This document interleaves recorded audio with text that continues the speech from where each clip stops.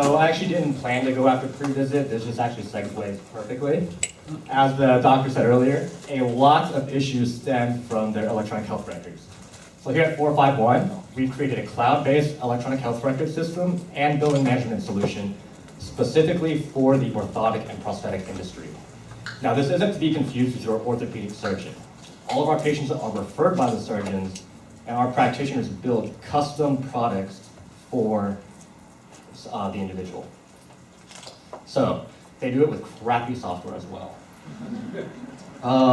One of the current issues that's plaguing the industry is that in this market, there are a very limited number of choices that the physician can pick from. There's 3 major competitors in this market, with one having approximately 60% market share. Second is that my major competitor has a very fragmented and segregated system. For example, if a new patient walks in, the receptionist has to enter that patient data in scheduling, once more in the healthcare records, and finally in billing. And the last issue we're trying to solve is a rejection rate as high as 85% on some insurance claims, which will lead to an AR cycle of up to 180 days. So imagine that you got 100 employees and 85 of them just took 8-hour smoke breaks all day. So, what have we created? 451, as you can see here, has created an intuitive and simple to use solution. We estimate that training on our platform will take approximately 1 week for the entire practice. Now, with the current system, our main competitor has about a 2-month training period. On top of that, with our beta sites, we've reduced this AR period from 180 days down to 100, and we haven't even fully launched all of our capabilities. So, with the US, in this healthcare record space, the top 25 companies have an annual revenue of approximately $7.7 billion. We estimate that the spend in O&P is approximately 35 to 40 million. Now, that's good revenue, but our main revenue stream will come from the billables. In O&P, it was billed out at approximately 1.3 billion in 2014, and with our revenue model, you'll see we'll take a piece of that.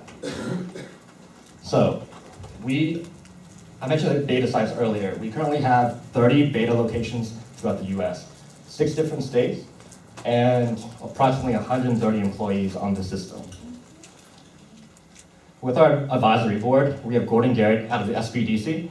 He's created and sold multiple successful healthcare startups.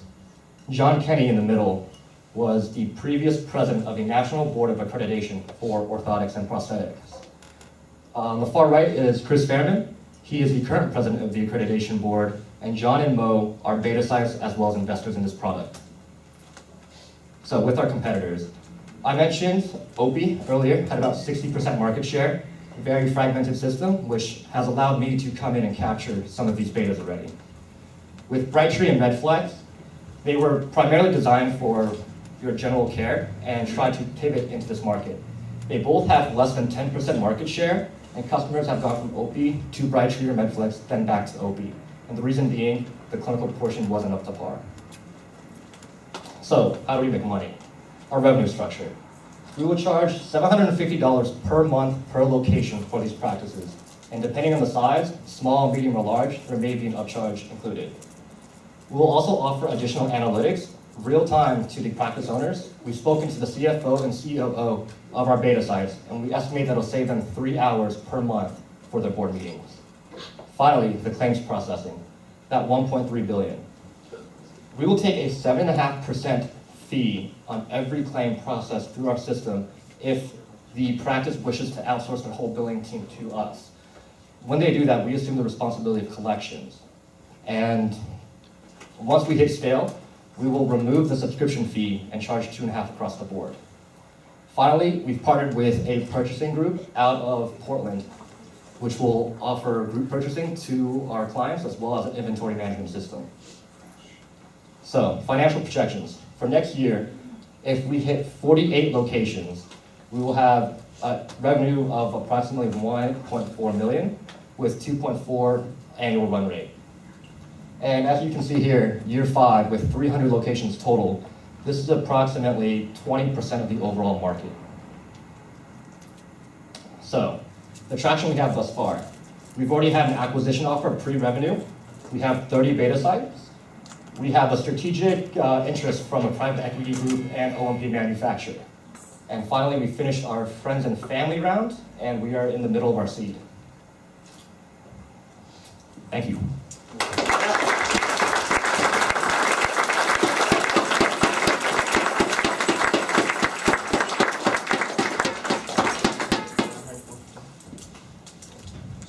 If you're taking over the outsourcing of all the claims and collections, how much float do you have to have? Or are you waiting and paying them once you actually collect them? So currently, one of our beta sites is agreed to take on this additional work, and they're scaling their staff with that. We're splitting that with them 50%, which is why you can see our cost of goods is significantly higher.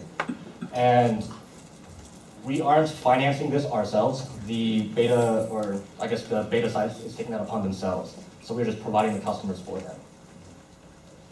And for that, they're taking, you said, half of that 7.5%? Yes, correct. And which is including the cost of goods. So your competitors, OP, Brightree, and Medflex. So Brightree is obviously, I mean, they're focused, the 800-pound gorilla, they're focused on respiratory DMEs. Yeah.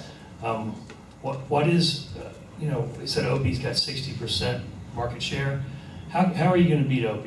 Why is it that you think that when they see you coming, when they see you in their rearview mirror, how are they not going to be able to avoid you overtaking them? So, until they see us, we're planning on staying under the radar. But when that happens, with our beta sites and our users, we plan to have a superior system to them. Now, our industry leaders, they have full insight to the rules and regulations of orthotics and prosthetics, as well as changes in Medicare, Medicaid, private pay. Now, OP may have that, but they've been sleeping on their laurels. Their CEO actually took a 1-year hiatus, and no one actually knows where he is. So they're sitting on a cash cow. Good job, Jones. Yeah, exactly. So I saw that this was a market that would be a good stepping stone. Now, we don't plan on staying in orthotics and prosthetics. This was just the smallest market available to us. We had beta clients, and there was a specific need. Once we hit scale, we're looking at other verticals that are magnitudes larger. Other verticals that Brightree hasn't already dominated? I have not researched that specifically, but where is it? Yeah, speech therapy, audiology, and physical therapy. The physicians I know in these industries all have similar pain points. And if you think about the industries in general, they're more service-based or delivering a product to you, which is how we can pivot pivot 451's platform to these industries as long as we have inside knowledge. Any other questions? All right, give it up.